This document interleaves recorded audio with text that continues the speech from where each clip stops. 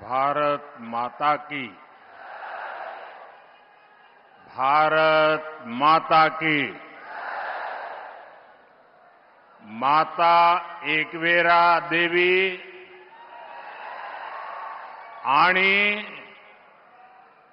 यहां मोगी माता चरणी मी कोटी कोटी नमन करतो। धुळ्यातील सर्वांना राम राम।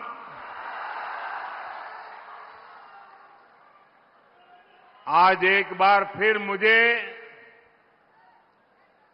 भगवान खंडोबा का आशीर्वाद लेने का सौभाग्य मिल रहा है। धुळे की ये धरती और महाराष्ट्र से मेरा अपनापन आप सब भली-भांति जानते हैं। महाराष्ट्र से मैंने जब भी कुछ मांगा है, महाराष्ट्र के लोगों ने दिल खोलकर मुझे अपना आशीर्वाद दिया है।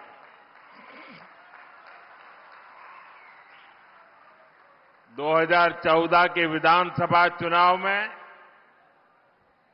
मैं आपके बीच धुळे आया था। मैंने आपसे महाराष्ट्र में बीजेपी सरकार के लिए आग्रह किया था। आपने महाराष्ट्र में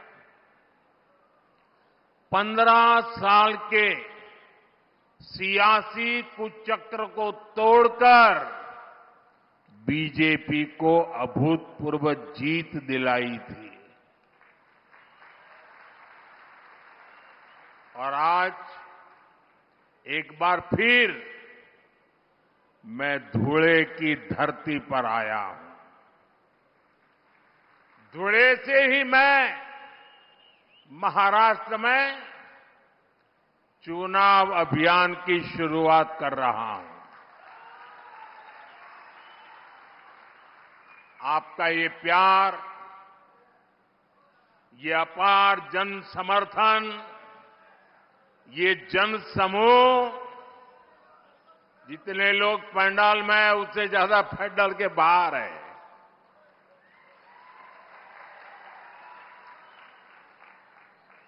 उधर तो उनको पर्दे भी खोल देने पड़े। ये जन समूह, ये उत्साह, ये उमंग वाकई अभिभूत कर देता है। हम सभी को, भाजपा को, महायुति को, महायुति के एक एक उम्मीदवार को आपके आशीर्वाद चाहिए। मैं आपको विश्वास दिलाता हूं, पिछले 2.5 वर्षों में महाराष्ट्र के विकास को जो गति मिली है, उसे रुकने नहीं दिया जाएगा। अगले 5 वर्ष महाराष्ट्र की प्रगति को एक नई ऊंचाई पर ले जाएंगे। महाराष्ट्र को जो सुशासन चाहिए, वो सिर्फ महायुति की सरकार ही दे सकती है। और उधर देखिए, महाअगाड़ी की गाड़ी में वैसे भी ना पहिए हैं, ना ब्रेक है, और ड्राइवर की सीट पर बैठने के लिए भी झगड़ा हो रहा है। और चारों तरफ से भांति भांति के हॉर्न सुनाई दे रहे हैं। साथियों, राजनीति में आने पर हर किसी का अपना एक लक्ष्य होता है। हम जैसे लोग जनता को ईश्वर का रूप मानते हैं, जनता की सेवा के लिए राजनीति में आए हैं। वही कुछ लोगों की राजनीति का आधार है लोगों को लूटना।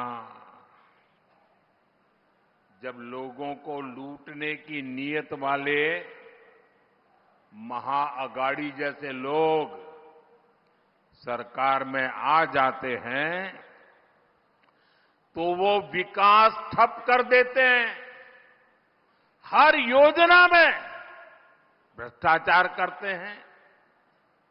आपने महाअगाड़ी वालों के धोखे से बनी सरकार के 2.5 साल देखे हैं। इन लोगों ने पहले सरकार लूटी और फिर महाराष्ट्र के आप लोगों को भी लूटने में वो लग गए थे।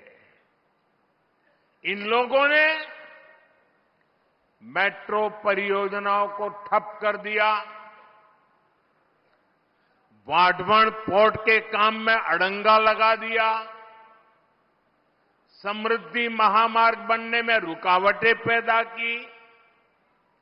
अगाड़ी वालों ने हर उस योजना पर रोक लगा दी जिसे महाराष्ट्र के लोगों का भविष्य निश्चित उज्जवल होने वाला था। साथियों, ये हालत तब बदले जब आपके आशीर्वाद से यहां महायुति की सरकार बनी। महायुति के 2.5 वर्षों में महाराष्ट्र ने विकास के नए रिकॉर्ड बनाए। शिंदे जी की कमान में 2.5 वर्षों में महाराष्ट्र को उसका गौरव वापस मिला है, विकास का भरोसा वापस मिला है। और इसलिए मैं महाराष्ट्र के मतदाताओं से आग्रहपूर्वक कहूंगा, आप सबको याद रखना है, भाजपा महायुती आहे तर गती आहे। महाराष्ट्राची प्रगती आहे। साथियों, मैं आज महायुति को बहुत बहुत बधाई देना चाहता हूं। महायुति ने महाराष्ट्र को नई समृद्धि देने वाला वचननामा जारी किया है। महायुति के 10 संकल्पों की बहुत चर्चा हो रही है। शिंदे जी, मेरे मित्र देवेंद्र फडणवीस जी और अजित पवार जी ने जनता के सुझावों से ये शानदार वचननामा तैयार किया है। महायुतीचा वचननामा विकासाची वाढेल गती, महाराष्ट्राची होणार हमखास प्रगती। महायुति के इस वचननामे में, इस घोषणा पत्र में हर वर्ग की आर्थिक प्रगति की योजना है, समानता का भाव है, सुरक्षा का एहसास है और सबको साथ लेकर चलने का विश्वास है।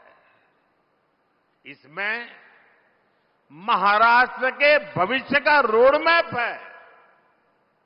मैं ऐसे जन कल्याणकारी वचननामे के लिए महाराष्ट्र की जनता को भी विशेष रूप से बधाई देता हूं। महायुति का वचननामा विकसित महाराष्ट्र का आधार बनेगा, विकसित भारत का आधार बनेगा। साथियों, यहां इतनी बड़ी संख्या में हमारी माताएं, बहनें, बेटियां आई हैं, दूर दूर तक मैं देख रहा हूं। विकसित महाराष्ट्र, विकसित भारत के लिए हमारी बहनों, बेटियों का जीवन आसान बनाना, उन्हें सशक्त करना बहुत जरूरी है। जब महिलाएं आगे बढ़ती हैं तो पूरा समाज तेजी से प्रगति करता है। इसलिए पिछले 10 वर्षों में केंद्र सरकार ने महिलाओं को केंद्र में रखकर अनेक बड़े बड़े फैसले लिए हैं। पिछली सरकारों ने सैनिक स्कूलों से लेकर काम के कई क्षेत्रों में महिलाओं का रास्ता रोका हुआ था। ये मोदी है, उसने वो सारे बंधन हटाए, महिलाओं को ज्यादा से ज्यादा क्षेत्रों में काम के अवसर दे दिए, सारे दरवाजे खोल दिए। हमने नारी शक्ति बंधन अधिनियम के जरिए विधानसभाओं और संसद में महिलाओं को आरक्षण का अधिकार दिया। शौचालय से लेकर गैस सिलेंडर तक हर योजना के केंद्र में हमारी माताएं, बहनें ही रही है। हमने जब इन योजनाओं को शुरू किया था तब कांग्रेस के लोग हमारा मजाक उड़ाते थे, लेकिन आज वही योजनाएं महिला सशक्तिकरण का पर्याय बन गई है। मुझे खुशी है कि महाराष्ट्र की महायुति सरकार भी हमारे विजन को आगे बढ़ा रही है। माताओं को, बहनों के लिए यहां अनेक योजनाएं शुरू की गई है। आज महाराष्ट्र में हर डॉक्यूमेंट पर माता का नाम अनिवार्य कर दिया गया है। महायुति सरकार के इस फैसले का हर किसी ने खुले दिल से स्वागत किया। मुझे खुशी है कि महाराष्ट्र पुलिस में 25,000 बेटियों की भर्ती से एक नया विश्वास पैदा होने वाला है, महिलाओं का सामर्थ्य बढ़ने वाला है और महिला सुरक्षा बढ़ेगी और बेटियों को रोजगार भी मिलेगा। साथियों, हमारी सरकार महिलाओं के सशक्तिकरण के लिए जो कदम उठा रही है वो कांग्रेस और उसके गठबंधन को बर्दाश्त नहीं हो रहा है। आप जानते हैं कि महायुति सरकार की माझी लाड़की बहन योजना, ये माझी लाड़की बहन योजना की सिर्फ महाराष्ट्र में नहीं, देश के हर कोने में चर्चा है। लेकिन कांग्रेस माझी लाड़की बहन योजना को बंद करवाने के लिए भांति भांति साजिशें रच रही है। कांग्रेस के इकोसिस्टम वाले लोग इस योजना के खिलाफ कोर्ट तक पहुंच गए हैं।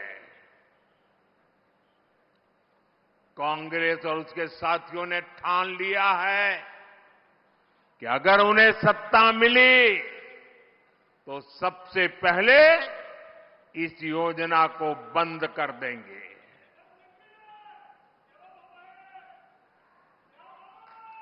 मैं जरा आपसे पूछना चाहता हूं, क्या महिलाओं के लिए ये योजना चलनी चाहिए कि नहीं चलनी चाहिए? महिलाओं को लाभ मिलना चाहिए कि नहीं मिलना चाहिए? महिलाओं को आगे बढ़ाने की योजनाएं चलनी चाहिए कि नहीं चलनी चाहिए? और इसलिए महाराष्ट्र के हर महिला को इन अगाड़ी वालों से सतर्क रहना है। ये लोग कभी नारी शक्ति को सशक्त होते नहीं देख सकते। पूरा महाराष्ट्र देख रहा है, कांग्रेस और अगाड़ी वाले लोग अब महिलाओं को किस तरह गाली देने पर उतर आए हैं। कैसी कैसी अभद्र भाषा, कैसे कैसे कमेंट, महिलाओं को नीचा दिखाने की कोशिश। महाराष्ट्र की कोई माता बहन कभी भी अगाड़ी वालों के इस कृत्य को माफ नहीं कर सकती। साथियों, भाषा भी और मातृभाषा तो एक तरह से हमारी मां होती है। मुझे गर्व है कि हमारी सरकार ने मराठी भाषा को अभिजात भाषा का दर्जा दिया है।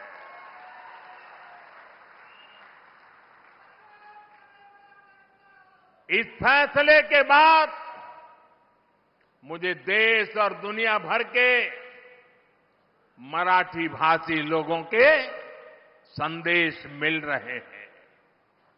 लोग इस फैसले से भावुक हैं। ये उनका वर्षों पुराना सपना था, जिसे हमारी सरकार ने पूरा किया है। भाई और बहनों, मराठी भाषा को अभिजात भाषा का दर्जा मिले, ये दशकों से महाराष्ट्र के लोगों की इच्छा थी, मांग थी। कांग्रेस पार्टी ने महाराष्ट्र में भी राज किया है, केंद्र में भी राज किया है और केंद्र में महाराष्ट्र में एक साथ भी राज किया है, सरकारें चलाई।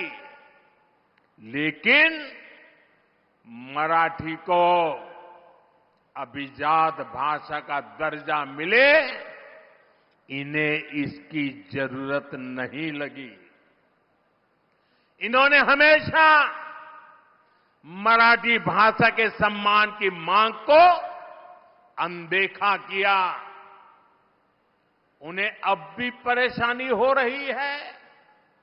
ये काम मोदी ने कैसे कर दिया? मोदी ने क्यों कर दिया? महाराष्ट्र के नाम पर राजनीति करने वाले अघाड़ी वालों का यही असली चेहरा है।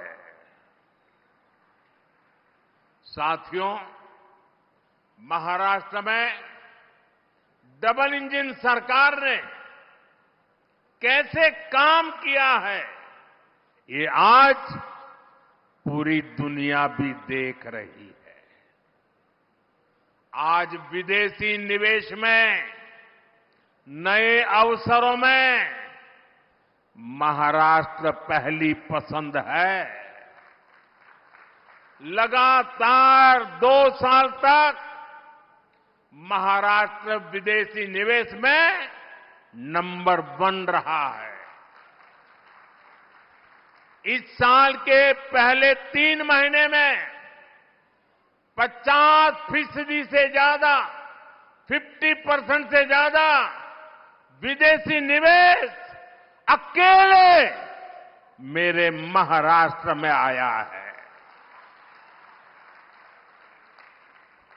महाराष्ट्र को सभी निवेश परियोजनाओं में प्राथमिकता दी जा रही है। इलेक्ट्रॉनिक वाहन परियोजना, ग्रीन एनर्जी और सोलर प्रोजेक्ट, स्टील प्रोजेक्ट, ऐसे कितने ही प्रोजेक्ट महाराष्ट्र के अलग अलग हिस्सों में स्थापित किए जा रहे हैं। भारत का सबसे बड़ा पोर्ट, पूरे हिंदुस्तान का सबसे बड़ा, ये पोर्ट भी, बंदरगाह भी हमारे महाराष्ट्र में बन रहा है। इंफ्रास्ट्रक्चर के बड़े प्रोजेक्ट से महाराष्ट्र में नए अवसर तैयार हो रहे हैं। साथियों, और जिस दिन मैं वाढवण पोर्ट के शिलान्यास के लिए आया था, उस दिन हमारे देवेंद्र जी ने पब्लिक में एक इच्छा व्यक्त की थी।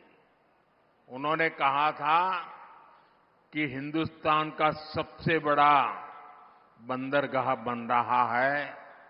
मोदी जी इतना सारा कर रहे हो, हजारों करोड़ लगा रहे हो, तो वहां एक एयरपोर्ट भी बना देना। उस दिन तो मैं चुप रहा था, लेकिन भाइयों बहनों, जैसे ही आचार संहिता खत्म होगी, जैसे ही महाराष्ट्र में महायुति की शपथ विधि हो जाएगी, मैं महाराष्ट्र सरकार के साथ बैठ करके देवेंद्र जी की इच्छा कैसे पूरी हो, इस बात के लिए काम करूंगा।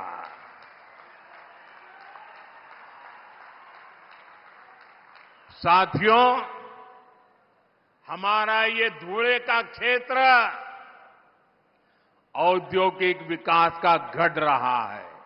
और अभी देवेंद्र जी ने धुले का क्या बढ़िया वर्णन किया।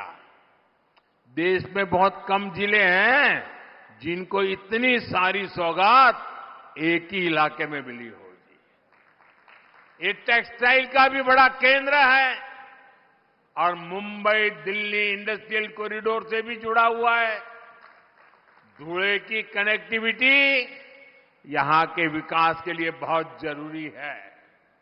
इसलिए धुले के इंफ्रास्ट्रक्चर और कनेक्टिविटी पर हजारों करोड़ रुपए खर्च किए जा रहे हैं। धुले सोलापुर हाईवे का काम जारी है। धुले इंदौर रेल मार्ग का काम स्वीकृत हो चुका है। इन सारी परियोजनाओं से यहां के युवाओं के लिए रोजगार के भी हजारों नए अवसर बने हैं। साथियों, महाराष्ट्र के किसानों को भी डबल इंजन सरकार में डबल फायदा मिला है। उन्हें पीएम किसान सम्मान निधि के 6,000 रुपये के साथ ही महायुति सरकार के नमो शेतकरी महासम्मान निधि के 6,000 रुपया अतिरिक्त मिलते हैं। यानी 12,000 रुपये की आर्थिक मदद मेरे महाराष्ट्र के किसान भाई बहनों के खाते में सीधी जाती है। अब एक कदम आगे बढ़ते हुए महायुति की सरकार ने इस राशि को 15,000 रुपये तक बढ़ाने की घोषणा की है। इसका बहुत बड़ा फायदा महाराष्ट्र के और मेरे धुले के किसानों को भी होगा। केंद्र सरकार ने पिछले 10 वर्षों में किसानों के लिए जो काम किए हैं, उनसे कांग्रेस के खोदे गए गड्ढों को भरने में काफी मदद मिली है। आज किसानों के पास फसल बीमा की सुरक्षा है, किसानों को सस्ती बिजली के लिए सोलर पंप दिए जा रहे हैं, किसान की फसलों की खरीदारी भी आज रिकॉर्ड स्तर पर हो रही है। फसलों पर एमएसपी के दाम भी लगातार बढ़ाए गए हैं। यही बीजेपी और महायुति का संकल्प भी है और हमारा किसान खुशहाल हो और देश समृद्ध बने। साथियों, यहां धुले और आसपास के क्षेत्र में बड़ी संख्या में मेरे आदिवासी भाई बहन रहते हैं। सूरत के तो हम पास पड़ते हैं जी, आपके बिल्कुल एकदम सीधे पड़ोसी है, और इसलिए मैं इस इलाके से भी काफी परिचित रहा। बीजेपी ने हमेशा सबका साथ सबका विकास की नीयत से काम किया है। इस संकल्प का प्रमुख हिस्सा हमारा आदिवासी समाज भी है। ये वो समाज है जिनका देश की आजादी में, देश के विकास में महत्वपूर्ण योगदान रहा है। लेकिन कांग्रेस और उसके साथियों ने कभी आदिवासी गौरव, आदिवासी स्वाभिमान पर ध्यान नहीं दिया। आदिवासी विरासत को न्याय मिले, आदिवासी युवाओं को बेहतर भविष्य मिले, क्या ये आपका अधिकार नहीं था? लेकिन इस काम में दशकों लग गए। जब अटल बिहारी वाजपेयी जी के नेतृत्व में बीजेपी की सरकार आई, तब अलग आदिवासी मंत्रालय बना। तब पहली बार आदिवासी हितों को, इस समाज की अपेक्षाओं को महत्व मिला। हमारी सरकार ने भगवान बिरसा मुंडा की जयंती पर जनजातीय गौरव दिवस की शुरुआत की है। इसका मकसद यही है कि आदिवासी परंपरा को पहचान मिले। इस बार 15 नवंबर से अगले 1 वर्ष तक हम भगवान बिरसा मुंडा की 150वीं जन्म जयंती मनाएंगे। हमारी सरकार देश भर में एकलव्य आवासीय विद्यालय भी बना रही है। इन विद्यालयों में हमारे आदिवासी बेटे बेटियां पढ़ रहे हैं। हमने जल, जंगल, जमीन का हक सुरक्षित किया। वन उपज का लाभ आदिवासी समाज को मिले, इसके लिए हमने इस समाज को उसके अधिकार दिए। बीजेपी के ही प्रयासों से पहली बार एक आदिवासी महिला द्रौपदी मुर्मू जी देश की पहली आदिवासी राष्ट्रपति बनी। और पूरे देश ने देखा है कि कैसे कांग्रेस और उसके साथियों ने द्रौपदी मुर्मू जी को हराने के लिए पूरी शक्ति लगा दी थी।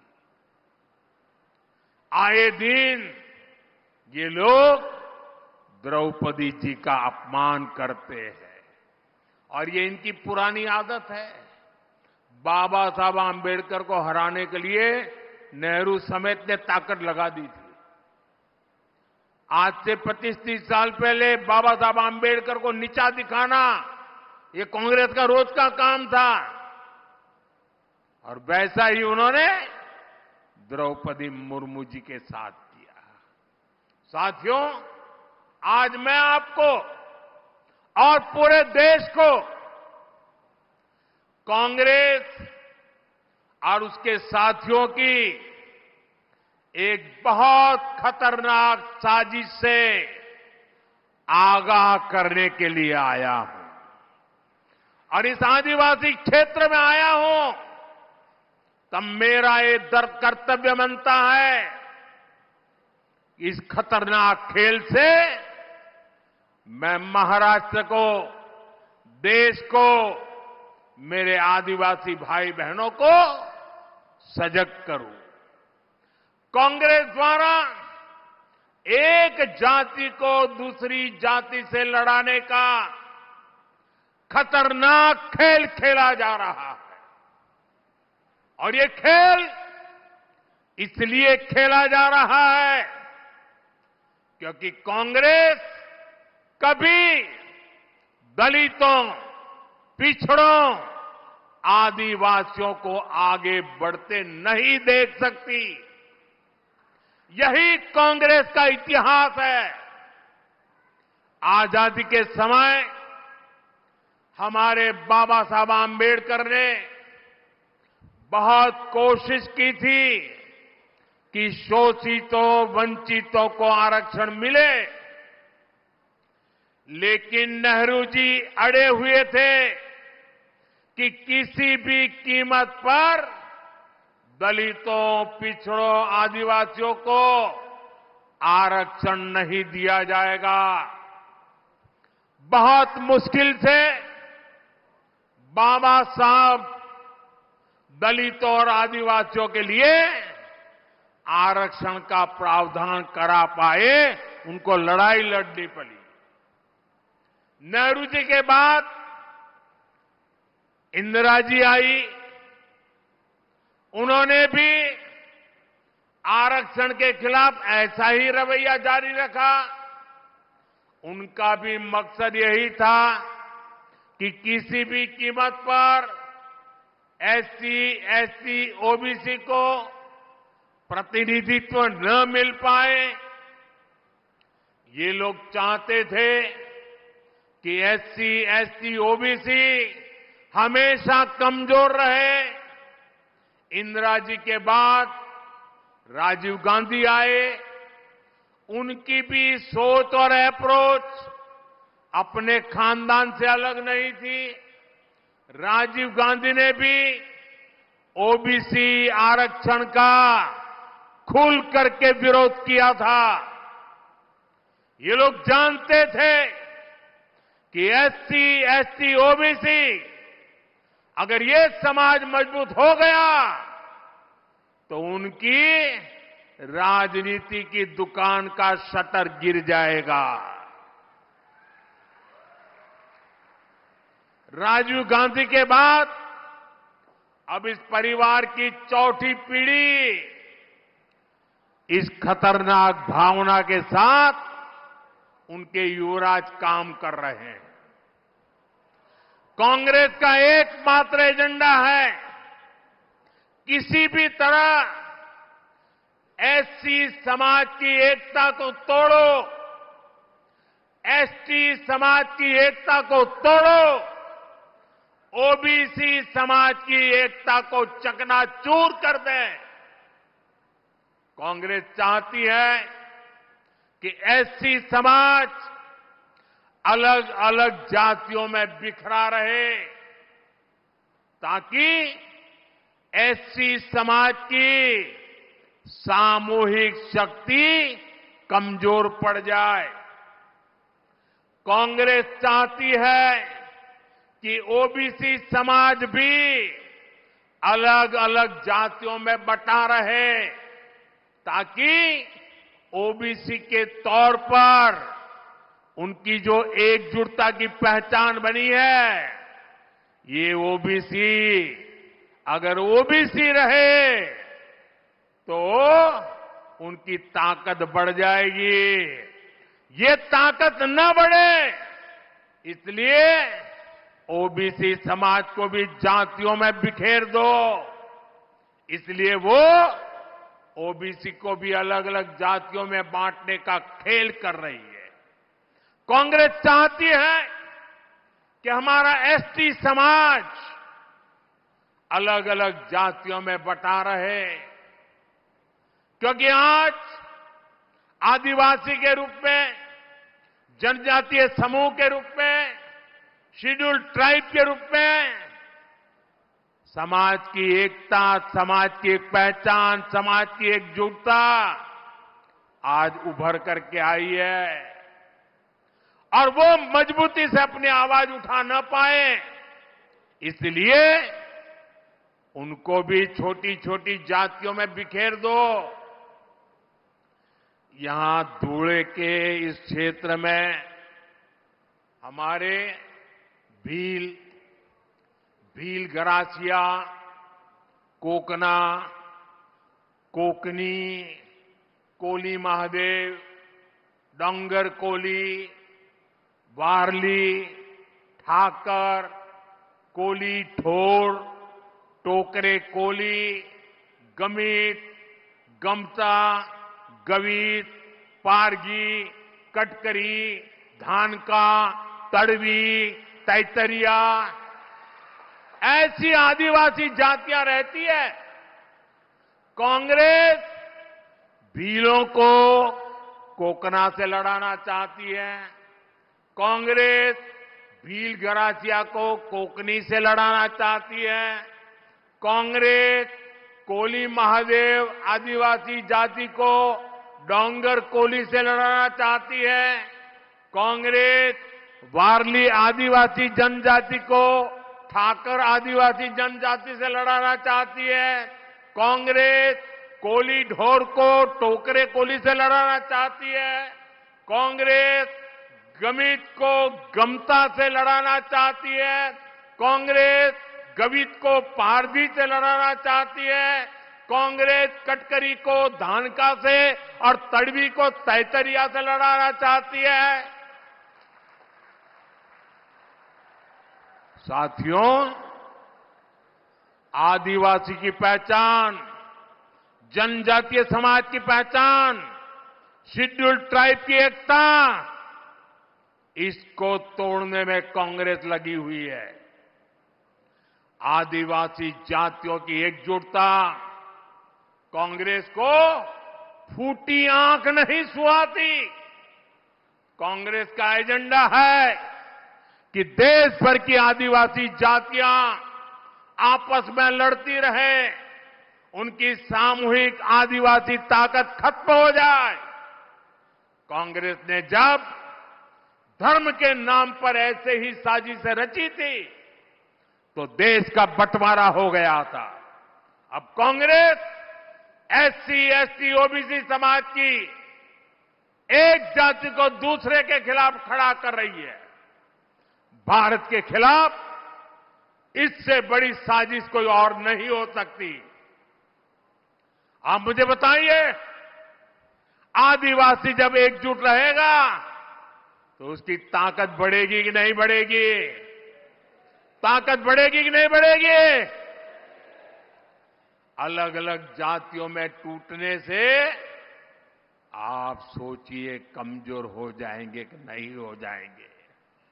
इसलिए मैं कहता हूं, एक है तो सेफ है, एक है तो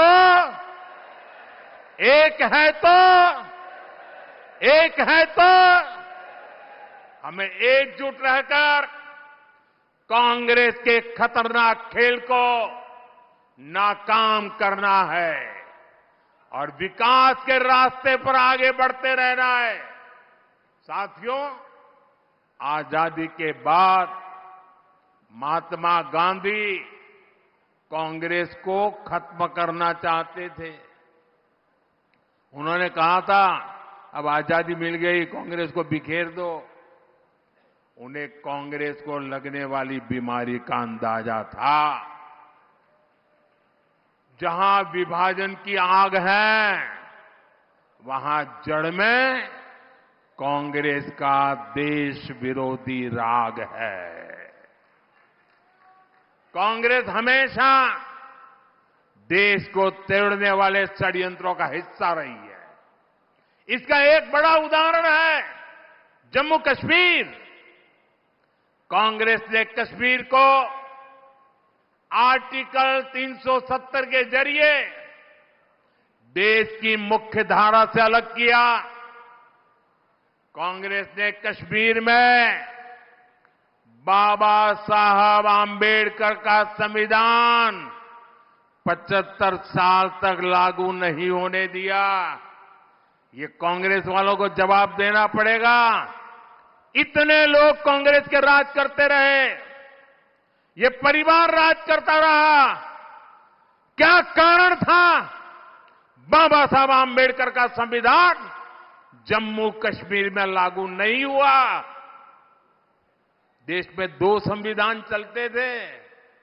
ये मोदी आया तब जाके बाबा साहब आंबेडकर संविधान जम्मू कश्मीर में लगा। और इसके कारण होता था क्या? कश्मीर में दलितों, वंचितों को उनका हक नहीं मिलने दिया। कांग्रेस ने आतंकवाद को संरक्षण दिया, अलगाववादियों का संरक्षण दिया। जो समस्या कांग्रेस ने पैदा की थी, हमने आर्टिकल 370 खत्म करके उस समस्या को भी खत्म कर दिया है। ये 21वीं सदी के भारत के सबसे बड़े फैसलों में से एक है। लेकिन जैसे ही मैं देशवासियों को कहता हूं, जरा जागिए, सचेत हो जाइए। जैसे ही कांग्रेस और इंडी गठजोड़ का जम्मू कश्मीर में सरकार बनाने का मौका मिला, वो फिर से कश्मीर को लेकर साजिशें करने लगे। आपने टीवी पे देखा होगा, 2-3 दिन पहले जम्मू कश्मीर विधानसभा में जो कुछ हुआ आपने देखा होगा। कांग्रेस गठबंधन वहां फिर से आर्टिकल 370 लागू करने का प्रस्ताव पारित किया है। दोस्तों, क्या यह देश स्वीकार करेगा? आप सहमत होंगे? कश्मीर को तोड़ने का कांग्रेस का एक कारनामा आपको मंजूर है? आर्टिकल 370 के समर्थन में विधानसभा के भीतर बैनर लहराए गए। जब बीजेपी के विधायकों ने जी जान से उसका विरोध किया तो उन्हें उठा करके सदन के बाहर फेंक दिया गया। कांग्रेस और उसके साथियों की एक घिनौनी सच्चाई पूरे देश को, पूरे महाराष्ट्र को समझनी होगी। कांग्रेस गठबंधन एक तरफ जम्मू कश्मीर से भारत का संविधान हटाने का प्रस्ताव पास करता है। कांग्रेस ने जो प्रस्ताव पारित किया है ना, इससे बाबा साहब का संविधान जो मोदी वहां ले गया है ना, वो फिर वापस कर देंगे और जम्मू कश्मीर में बाबा साहब के संविधान को घुसने नहीं देंगे। और दूसरी तरफ यही कांग्रेस, उनका गठबंधन यहां महाराष्ट्र में आकर संविधान की झूठी किताब लहराता है, कोरे कागज वाली। ये कोरे कागज वालों की कटी पतंग का जमाना आ गया है।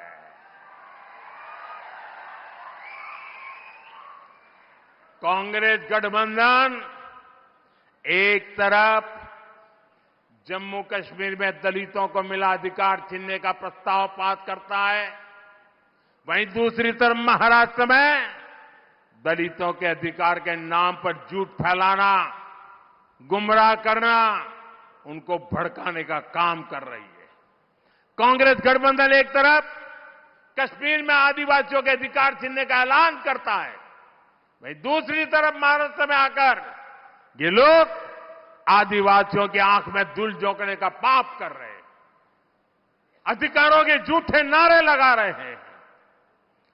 आजादी के 75 साल बाद जम्मू कश्मीर में बाबा साहब का संविधान लागू हुआ है, लेकिन ये कांग्रेस और उसके साथियों को ये बर्दाश्त नहीं हो रहा है।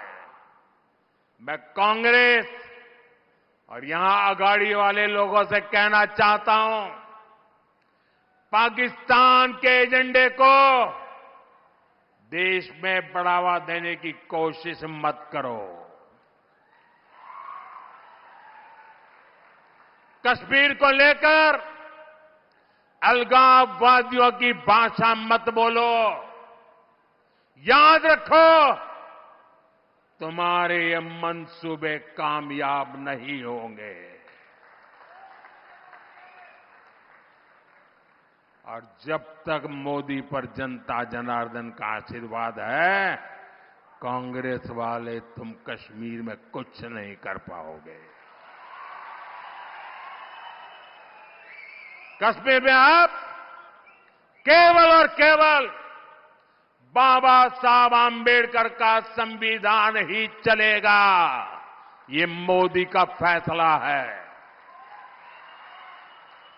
दुनिया की कोई ताकत अब कश्मीर में आर्टिकल 370 की वापसी नहीं करा सकती। साथियों, महाराष्ट्र आर्थिक प्रगति के रास्ते पर तेजी से आगे बढ़ रहा है। महायुति की सरकार हर वर्ग के विकास को लेकर प्रतिबद्ध है। आज प्रदेश में इंफ्रास्ट्रक्चर के जो काम हो रहे हैं, जन कल्याण की जो योजनाएं चल रही है, महिलाओं, युवाओं, आदिवासियों के हित को प्राथमिकता दी जा रही है। उन पर रुकावट नहीं आने देनी है, रोक नहीं होने देनी है, गति को धीमे नहीं होने देना है। इसलिए आप सभी को महायुति के पक्ष में मजबूती से खड़े रहना है। मैं विश्वास के साथ कह सकता हूं कि महायुति आपके परिवार, आपके बच्चों के भविष्य के लिए काम करती रहेगी। आप सभी इतनी बड़ी संख्या में हमें अपना आशीर्वाद देने आए। मैं सभी जो उम्मीदवार हैं इस बार, उनसे आग्रह करता हूं जरा आगे आ जाएं। जो चुनाव लड़ रहे हैं,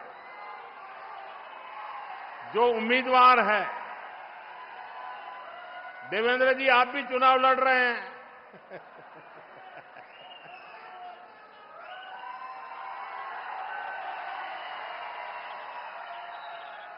मेरे साथ बोलिए, भारत माता की, भारत माता की, भारत माता की। आप लोग जरा वहां रुकिए।